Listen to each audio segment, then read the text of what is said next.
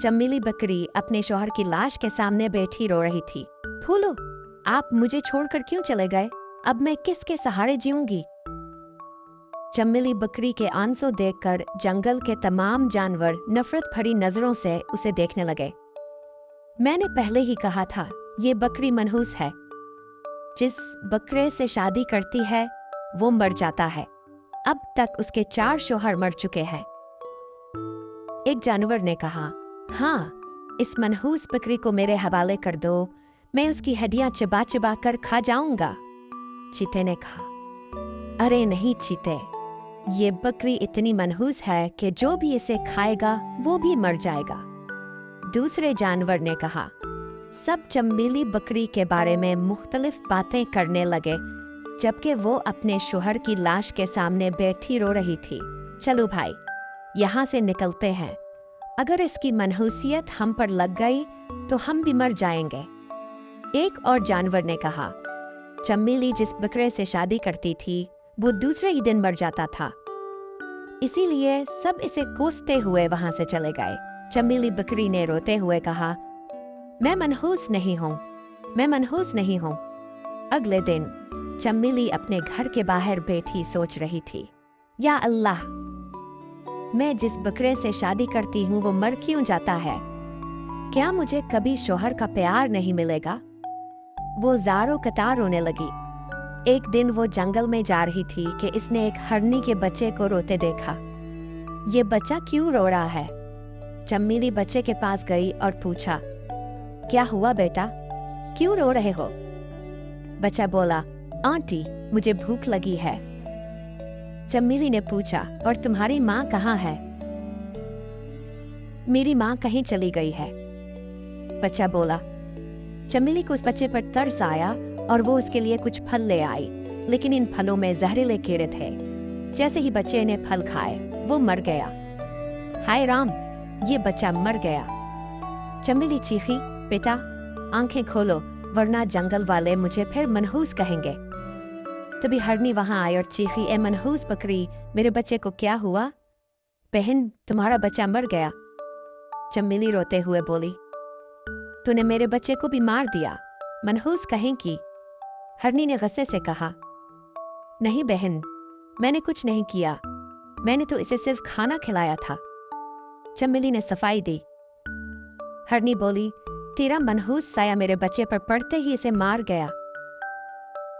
जंगल के दूसरे जानवर भी वहां जमा हो गए। इस मनहूस बकरी को जंगल से निकाल देना चाहिए, एक जानवर चलाया। हाँ, वरना ये हमें भी मार डालेगी, दूसरे जानवर बोले। सब ने मिलकर चमेली को जंगल से निकाल दिया। निकाले जाने के बाद चमेली रोते हुए नदी के किनारे पहुंची। शायद ये लोग सही कह रहे हैं, मैं ही मनहूस हूं। वो ज़ारो कतार रोने लगी।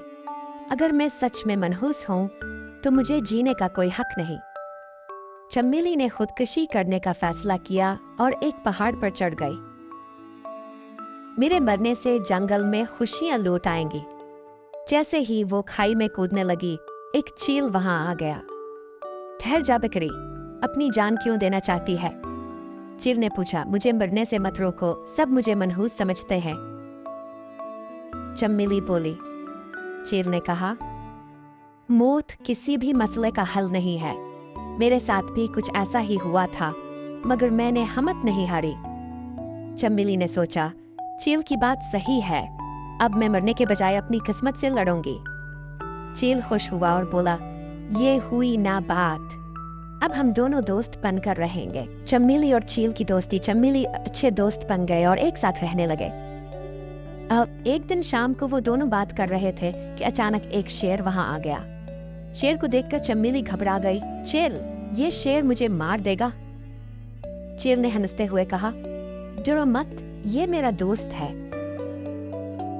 शेर ने चमेली को गौर से देखा और पूछा, ये बकरी यहाँ क्या कर रही है? शेर ने शेर को चमेली की पूरी कहानी सुनाई। शेर ने अफसोस से कहा, तो ये भी हमारी तरह बदकिस्मती का शिकार है। चमेली ने पूछा, आपके साथ क्या हुआ था? शेर ने अब भरी और बताया, मेरी बीवी के जन्मदिन पर मैं केक लाया था और केक खाते ही वो मर गई।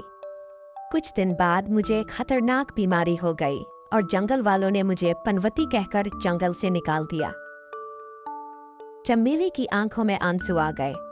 शेर सिंह, आप फिक्र ना करें, मैं आपके बच्चों की मां बनकर उनकी परवरिश करूंगी। शेर खुश हुआ और बोला, क्या तुम सच कह रही हो? हाँ, शायद इसीलिए मुझे नई जिंदगी मिली है, चमेली ने जवाब दिया। नई शुरुआत।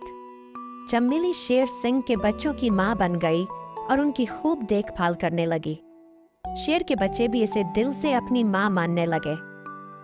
एक दिन शेर सिंह के बच्चे शेरू और मन्नो चमेली से बोले, मां, हमें बाहर घुमाने ले चलो।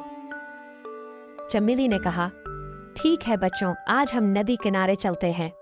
खतरा नदी किनारे पहुंचते ही 2 भेड़िए वहां आ गए। आज तो मजा आएगा, शानदार शिकार मिला है, एक भेड़िया बोला। चमेली ने बच्चों से कहा, बच्चों डरो मत, मैं तुम्हें कुछ नहीं होने दूंगी। भेड़िए हंसे, अरे एक बकरी शेर के बच्चों को कैसे बचाएगी? साथ चमेली ने बच्चों से कहा, दौड़ो, अपने वालिद को आवाज दो। बच्चे जोर जोर से चीखने लगे, पापा बचाओ, पापा। शेर सिंह ने बच्चों की आवाज सुनी और फौरन वहां पहुंचा। रुक जाओ भेड़ियों, पहले मुझे मारो, तभी मेरे बच्चों तक पहुंचोगे। शेर दोनों भेड़ियों से लड़ने लगा, लेकिन बीमारी और कमजोरी की वजह से एक भेड़िए के वार से शेर सिंह मारा गया। गम और रहमत। शेर सिंह की मौत पर चमेली और बच्चे बहुत रोए। चमेली बोली, मैं सच में मनहूस हूँ, मेरी वजह से सब मर जाते हैं। लेकिन बच्चों ने कहा, नहीं माँ, आप मनहूस नहीं हैं। पापा बीमार थे, वो वैसे भी मर जाते, कम से कम आपकी वजह से वो खुश थे। चमेली ने खुदा से दुआ की, अगर मैं मनहूस नहीं हूँ तो हमें यहाँ से सलामत निकालो, नया हौसला। चमेली ने देखा कि दोनों भेड़िए घर के बाहर बैठे हैं। 3 दिन गुजर गए और सब भूखे थे। चमेली ने मंसूबा बनाया और बच्चों से कहा, जैसे ही दरवाजा खोलो दौड़ जाना। बच्चों ने कहा, नहीं माँ, हम आपको अकेला नहीं छोड़ेंगे। चमेली ने मोहब्बत से कहा, मुझे अपनी कसम दो। बच्चे मजबूर होकर मान गए। चमेली ने दरवाजा खोला और बच्चों को बाहर दौड़ा दिया, लेकिन जैसे ही वो निकले भेड़िए जाग गए। अरे, बकरी और बच्चे बाहर निकल आए। भेड़िए उन पर हमला करने वाले थे कि तभी चील आ गया। रुक जाओ, पहले मुझसे मुकाबला करो, चील ने कहा। चील ने दोनों भेड़ियों की आंखों में चोंच मारकर उन्हें अंधा कर दिया। अरे, हमें कुछ नजर नहीं आ रहा, भागो यहाँ से। भेड़िए चीखते हुए भाग गए। खुशी का इख्तिताम चमेली ने बच्चों को गले लगा लिया।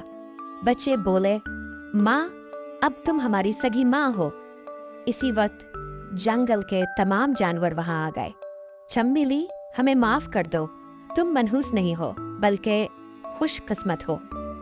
सबने चमेली से इल्तिजा की कि वो वापस जंगल आ जाए। चमेली ने कहा, मैं वापस आ जाऊंगी, लेकिन एक शर्त पर, शेर सिंह के बच्चे हमेशा हमेशा मेरे साथ रहेंगे। सबने मान लिया और चमेली बच्चों के साथ जंगल वापस आ गई, जहां सबने खुशी खुशी जिंदगी गुजारी। इख्तिताम। अगर आपको ये कहानी पसंद आई हो तो बराए करम हमारे चैनल को सब्सक्राइब करें, वीडियो को लाइक और शेयर करना ना भूलें। शुक्रिया।